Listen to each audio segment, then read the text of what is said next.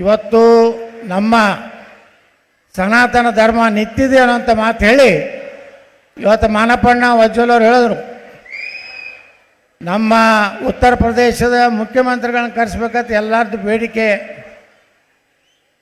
ಅವರ ಬದಲಿಗೆ ಪರ್ಯಾಯ ಯಾರಪ್ಪ ಅಂದ್ರೆ ನನ್ನನ್ನು ಕರೆಸಿದ್ವಿ ಅನ್ನೋಂಥ ಮಾತು ಹೇಳಿದ್ರು. ನಾನು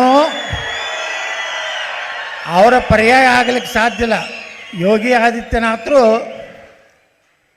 ಈಗ ಉತ್ತರ ಪ್ರದೇಶದ ಮುಖ್ಯಮಂತ್ರಿ, ಮುಂದೆ ಯಾರಾಗವ್ರಪ್ಪ ಈ ದೇಶದ ಪ್ರಧಾನಮಂತ್ರಿ? ಯೋಗಿ ಆದಿತ್ಯನಾಥರೇ ಆಗೋರು. ಯಾರು ಬೇಕಾದವ್ರು ಲಗ ಹೊಡೀಲಿ, ಬೇಕಾದಷ್ಟು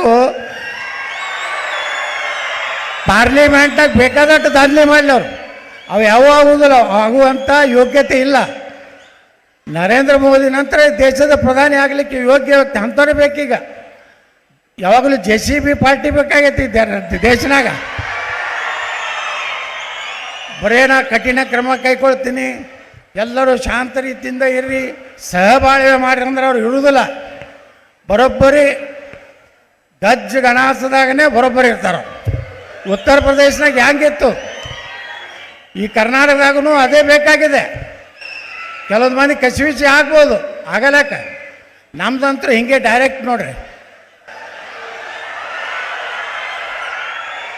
ನಾವೇನು ಮತ್ತೊಬ್ಬರಿಗೆ ಕೆಟ್ಟ ಮಾಡೋದಿಲ್ಲ. ನಮ್ಮ ಗುಡಿ ಕಲ್ಲು ಹೋಗಿದ್ರೆ ನಿಮ್ಮ ಮನೆ ಕಲಾಸ ಅಟ್ಟೆ.